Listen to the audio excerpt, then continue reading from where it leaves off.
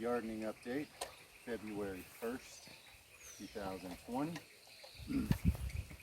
This fine, eloquent bamboo design brought to you by yours truly, out of local bamboo. Getting a little fancier than the stick fences as I get more bamboo collected. So right here, over the last day I tilled up all this ground and we put cilantro on that side of the rocks, broccoli on this side. Those are both things we really like that'll go well here. Trying to think, give you guys some other updates. Up there where you see the little chicken roaming in the corner, Relda, she's right now walking in our, what do you call that stuff? Scallion bed. And just past her is the garlic bed that you can see the shoots are already popping up. So when I get more bamboo, I'll fancy that little area up a little more.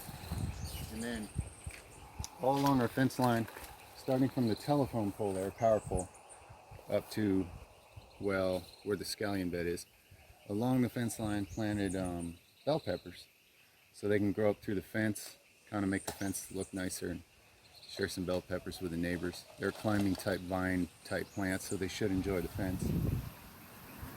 From the power pole back to our dog's fence, that little section of fence, I put the seeds of passion fruit. We'll see how that goes. What else have we done lately? Water, waiting. A tank waiting on rain.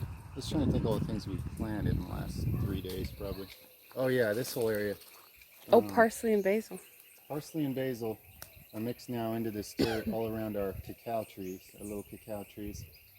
And that which is probably a mango. I don't know. We're thinking maybe that tree that's bouncing back over there. So anyway, parsley and basil are just little things. They won't get in the way of the cacao trees. So we planted those all around here because the dirt was cleared of all the vines and stuff. So chopped it and turned it with a pick, planted them in rows. So we'll see how that goes. Over there, you can, in those little pots, that's where went ahead and separated all the 15 different small apple trees that all started in one little tiny pot, and they were all right on top of each other. It's really hard separating them. I kind of took a spoon, tried to cut each one out away from each other. Some of them it was impossible to keep the dirt on, so it was like exposed root. I was repacking it in a new container, watered them. Most of them are alive a few days later, so we have enough to start our own mini apple orchard basically, so that's going to be awesome. And those get maybe 8 inches to a foot or something. I'll start actually planting them into the land, probably over on that side near the avocado trees, maybe some of them along the front fence line. We'll see. But yeah, we're getting so many things planted and started that we're going to have to start moving back down the trail into the jungle. Got some sections spotted out back in there to start clearing and leveling and churning and prepping for other gardens. All awesome things are going to be growing. Plus we'll probably be tearing half of the roof off of this old shed, so the 3 back rooms in it can be maybe open top greenhouse type scenarios for starters. Eventually we may actually put plastic and go full greenhouse, although I'm not sure. I would start with the open design, the zero maintenance design, so they get rainwater and sun. And it's easy to take care of plants in pots in there because you don't have jungle trying to overtake it constantly. So that's a different option, opens up some more doors. Our first garden here is kind of experimental. We kind of crowded too many things into the space we had because we had all these different types of seeds, and it takes a lot of work to turn all that ground, and we were excited to put the seeds in the ground. Various things are growing. We'll see what really does the best and takes over. Whatever it is, we'll just roll with that and use it. The giant mulch pile, well, I don't know if it's giant, but it's getting pretty big. Compost heap, comprised of many elements out in the yard there.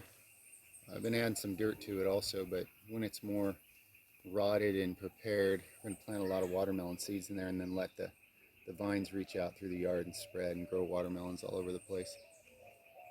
So we can sell them, you know, just right off the property here as people drive by and turn around, and also we can give them to the neighbors and stuff who continue to surprise us with their kindness, stopping by and giving the kids toys. And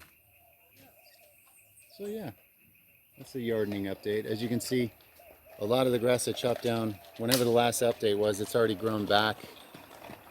Actually, weed whacked the part that was weed whackable 2 days ago, but a lot of it's too strong for that, and it's already back 1 foot, 2 foot high, all over the place. So, you got to be a straight up jungle fighter to keep your yard around here.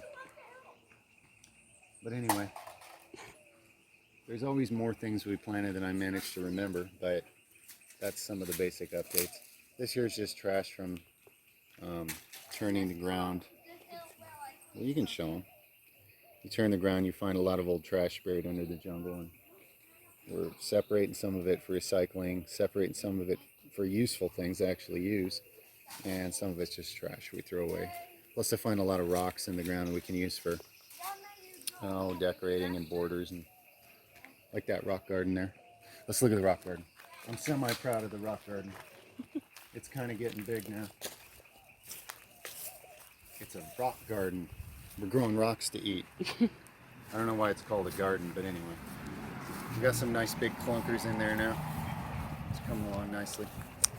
We're recovering a very dangerous metal rod that we can't dig up because it's under concrete, and we don't want our kids to fall. And yeah, there's like fence and fence posts and stuff in the ground there. And I can cut it off kind of ground level, but you can still sort of see it. So in this particular case, I thought it's a good looking place to have a rock garden anyway. So I just started piling the rocks there. So now all that's safely buried where it can slowly decompose and give iron deposits into the ground. So yeah, I guess that's the yardening update February 1st.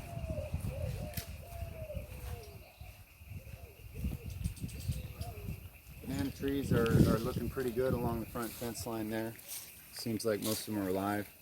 This must be at least a week after they were planted. Most of them are still looking pretty lush and lively and everything. So, and some other random various types of trees we got planted there. The bananas we just had, etc. Lots of little ones, so put them all along the whole fence line. So hopefully we'll have a nice panoramic, bananaramic view. Kind of bordering off the territory. Merelda follows me around wherever I do yard work, or we do yard work. It turns up dirt, and then there's lots of new bugs and things for her to find. So she gets interested. She's a quick little silent raptor, and I never hear her coming. But I notice you out there just working and sweating. I turn around, she's right there. She's just like, "What's up?" So yesterday I was tossing her bugs. I was like, "Merelda." I was tossing her grubs and stuff. She's starting to know her name. Look at me like, "What? What?" I throw her a bug and she eats it. Occasional spider or scorpion if I find them. Crunchy treats. ugh. Yeah. Oh yeah, there's scorpions She's out eating here. good. Yeah, scorpions. They're alright. They're just scorpions. It's the EBGB cave spiders I hate. Yeah. So anyway, that's the yardening update. February 1st, 2020. Earth Roots Healing. Much love to everybody. Subscribe. Thank you. Thank you for subscribing. Oh, warms my heart. It's all right. Thank Over and out you. for now.